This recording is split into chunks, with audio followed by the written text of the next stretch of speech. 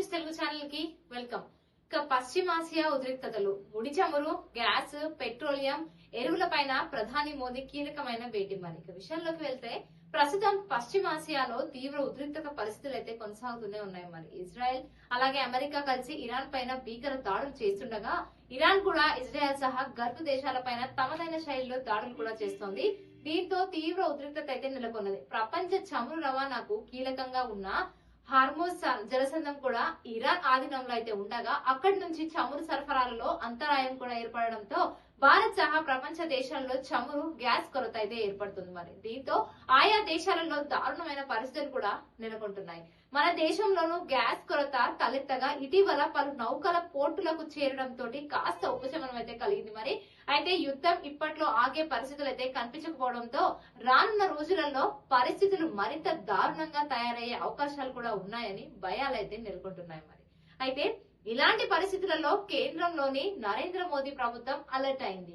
ప్రధానమంత్రి నరేంద్ర మోదీ నేతృత్వంలో పలువురు సీనియర్ మంత్రులతో కీలకమైన సమావేశం కూడా ఇవాళ సాయంత్రం అయితే నిర్వహించారు. అలాగే దేశంలో గ్యాస్, పెట్రోలియం ఉత్పత్తులు, ముడి చమురు, ఎరువుల లభ్యత, విద్యుత్ రంగాలు ప్రస్తుతం ఎలా ఉన్నాయి అనే దానికి కూడా సంబంధించి సమీక్ష అయితే చేపట్టనున్నారు.